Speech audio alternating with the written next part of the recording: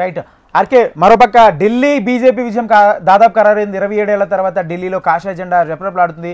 ప్రస్తుతం ఢిల్లీలో పరిస్థితికి సంబంధించి పూర్తి సమాచారం ఢిల్లీ నుంచి మా ప్రతినిధి ఆర్కే అక్కడి నుంచి లైవ్ ద్వారా అందిస్తారు. ఆర్కే, చెప్పండి, ఢిల్లీలో ఇప్పుడు బీజేపీ ఆఫీస్ కూడా కీలక నేతలు చేరుకుంటున్న నేపథ్యంలో పూర్తి అప్డేట్స్ ఏంటి? అయితే ఢిల్లీలో బీజేపీ కార్యాలయం ఉన్నాం మనం. ఢిల్లీ బీజేపీ కార్యాలయంలో ఇక్కడ సంబరాలు జరుగుతున్నాయి.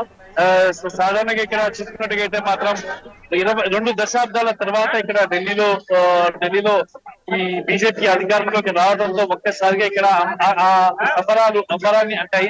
మనం ఇక్కడ చూస్తున్నాం ఇక్కడ పరిస్థితి ఏ విధంగా ఉంది. ఇక్కడ మొత్తంగా కూడా ఢిల్లీ బీజేపీ కార్యాలయం మొత్తంగా కూడా కాషాయ జెండాలు రెపరెపలాడుతున్నాయి. చాలా ఆనందమైన వాతావరణంలో ఉన్నారు.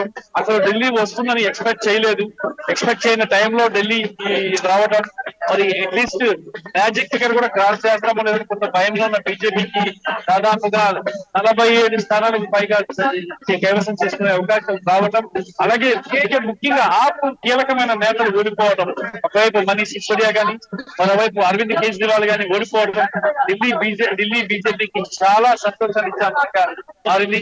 మరి ఆమ్ ఆద్మీ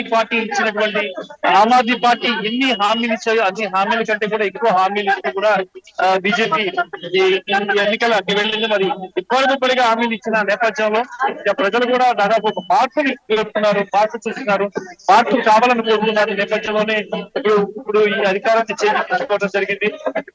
అయితే ఇక్కడ ఒక కీలకమైన అంశం ఏంటంటే అనేక నియోజకవర్గాల్లో కూడా ముస్లిం నియోజకవర్గాలు ఎక్కడైతే ఉన్నాయో ముస్లిం నియోజకవర్గాల్లో కూడా ఆమ్ ఆద్మీ పార్టీ ఓడిపోవడం, అక్కడ కాంగ్రెస్ ఓడిపోవడం, బీజేపీకి రావడం అనేది చాలా లాభించదగిన విషయం. ఇది చాలా కీలకమైన అంశం చెప్పాలి. మరోవైపు ఇతర పార్టీలు అంటే ఎన్డీఏ కూటమిలోని భాగస్వామ్య పక్షాలు కూడా ఇక్కడ ప్రచారం చేయడం కొంత లాభించింది. తెలుగువారు ఉన్న ప్రాంతంలో చంద్రబాబు నాయుడు ప్రచారం చేయడం, అలాగే బీజేపీ ఈ తెలంగాణ ఆంధ్రప్రదేశ్ నేతలందరూ కూడా వచ్చి ప్రచారం చేయడం కూడా కొంత బీజేపీకి చాలా బెనిఫిట్ అని చెప్పాలా. అసలు ఎక్కడ ఊహించని విధంగా ఫలితాలు మాత్రం చాలా ఒక్కసారిగా ఢిల్లీ ఓటర్ తన ప్రతాపాన్ని చూపించాడు, తన అసహనాన్ని వ్యక్తం చేసి ఇప్పుడు బీజేపీకి ఆమ్ ఆద్మీపై అసహనాన్ని వ్యక్తం చేసి బీజేపీకి ఓట్లు వేయించడం జరిగింది.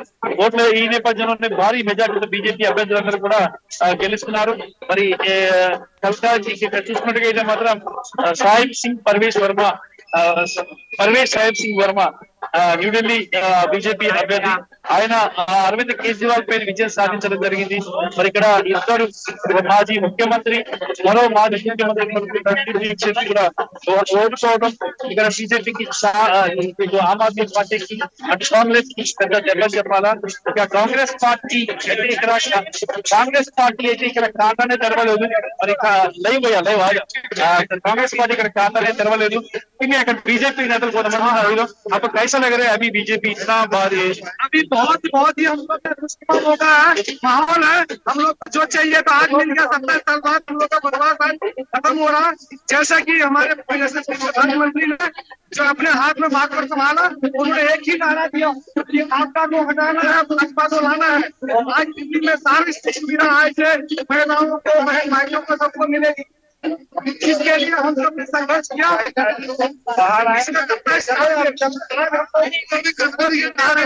का दिन है।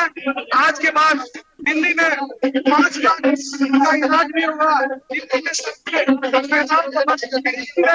और बस की मिलेगी, महिलाओं का इंतजार नहीं करना पड़ेगा। हमारे आज जितने भी पहले से बात था दिल्ली सरकार द्वारा वही लागू होगा। और हमारे बीजेपी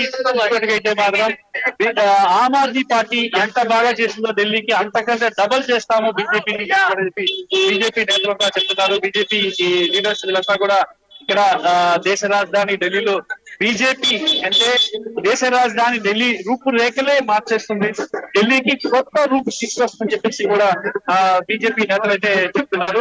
आपका नाम क्या है? मेरा नाम योगेश वर्मा है और मैं उत्तराखंड जिला देहरादून से आया हूँ। उसमें भी हमें चेहरे में हर कार्यकर्ता खुशी थी कि बीजेपी की लहर होगी। और आप देख रहे हैं 27 साल बाद दिल्ली में परिवर्तन होते हुए दिख रहा है। जनता जागरूक हो चुकी है।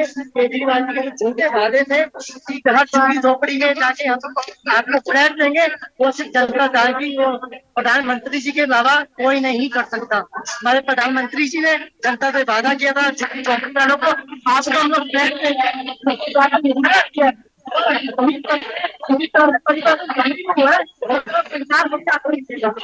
మీరు చెప్తున్నారు ఢిల్లీలోనే కాదు పంజాబ్ కూడా కైవసం చేసుకుంటాం, పంజాబ్ లో కూడా ప్రధానమంత్రి నరేంద్ర మోడీకి అనుకూలంగా ఓట్లు వేస్తారు, అక్కడ కూడా గెలుస్తామని చెప్పేసి కూడా కార్యకర్తల్లో చాలా ఉత్సాహం ఉంది. ఇక్కడ కానీ మనం చూసుకుంటే అయితే మాత్రం ఇక్కడ తపాసులు కూడా పేల్చుకుంటూ ఆనందాన్ని వ్యక్తం చేసుకుంటున్నారు. ఏది ఏమైనా సరే ఢిల్లీ కైవసం చేసుకుంది 27 సంవత్సరాల తర్వాత బీజేపీ. మరి ఈ ఆనందాన్ని చాలా పెద్ద గ్రాండ్ గా సెలబ్రేట్ చేసుకోబోతున్నారు. దేశవ్యాప్తంగా కూడా సెలబ్రేట్ చేసుకోవాలని చెప్పేసి కూడా అధిష్టానం నుంచి ఆదేశాలు వచ్చిన నేపథ్యంలో దేశంలోని అన్ని రాష్ట్రాల్లో కూడా సెలబ్రేట్ చేసుకుంటారు. ఎందుకంటే ఇండియాకి ఇది చాలా పెద్ద కీలకమైన రాష్ట్రము ఢిల్లీ, దేశ రాజధాని ఇది. మరి ఇక్కడ పార్లమెంటు అలాగే ప్రైమ్ మినిస్టర్ ఆఫీస్ మొత్తం పరిపాలన అంతా కూడా ఇక్కడి నుంచే జరుగుతుంది.